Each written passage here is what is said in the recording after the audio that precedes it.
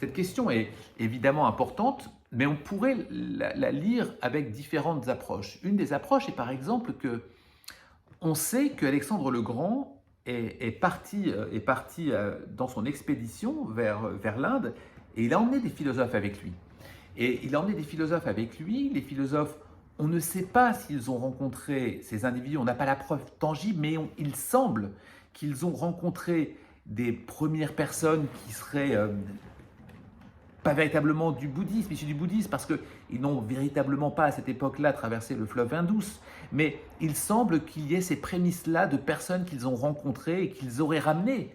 D'ailleurs en Grèce, Calados c'est le cas, et qui ont été ce qu'on appelait les gymnosophistes, c'est-à-dire ces sages nus. Et on a ces histoires dans lesquelles des philosophes, au retour de l'expédition d'Alexandre, disent « Mais regardez, j'ai vu des gens qui se dénudaient totalement, qui étaient totalement extérieurs à toute forme de matérialité. Je dois me comporter comme eux, je pars en pleine forêt. » Et donc ces gymnosophistes, ces sages nus par exemple, fait que ce serait trop simple de dire « Regardez, il y a des exercices spirituels, je dirais un peu vite, européens ou gréco-romains européens, sans influence des autres, mais il est possible que nous-mêmes ayons eu des influences des autres. » Ensuite, bien sûr que les exercices spirituels vont prendre pied dans d'autres types de civilisations. J'ai dit le bouddhisme, qui est une religion, mais le confucianisme, par exemple, qui peut être proche d'une religion, bien sûr, mais qui est avant tout un enseignement autour de l'éducation. Le confucianisme est un bon exemple d'endroits où l'on trouve des exercices spirituels parce que Confucius est avant tout un professeur et il cherche à éduquer les individus à se comporter le mieux possible pour être le mieux possible et vivre le mieux possible à la fois comme soi et à la fois comme collectif.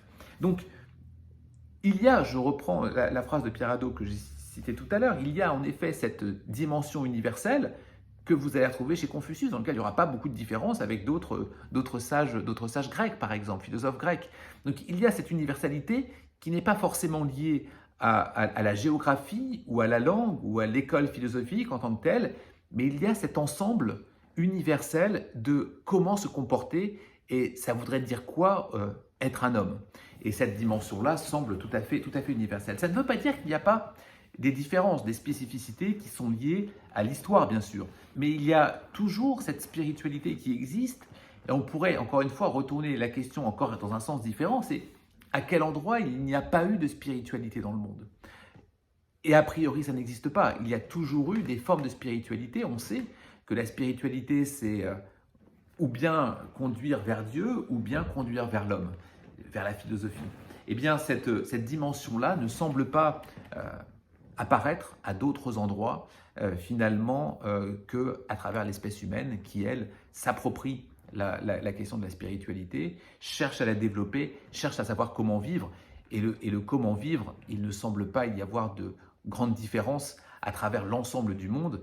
Et c'est pareil, par exemple, pour l'Afrique notamment, dans lequel il y a les sagesses africaines avec d'autres méthodes, évidemment. Je pense à des proverbes, je pense à des citations, je pense à des chants peuvent apporter ou chercher cette volonté de spiritualité, d'ailleurs à travers le corps aussi et à travers l'esprit, mais c'est valable pour les chamans que l'on peut voir dans les grands nord, dans lesquels il y a aussi cette spiritualité. Donc, pour le dire de la manière rapide, les exercices spirituels philosophiques sont universels, il va y avoir des colorations différentes, des appropriations, parfois qui viennent aux confins du religieux, parfois moins, mais d'une certaine manière, nous avons avant tout, dans toute civilisation et dans tout endroit, la volonté évidemment de chercher une façon de vivre le moins mal possible et d'essayer, appeler de cette manière-là ou pas, la philosophie comme manière de vivre.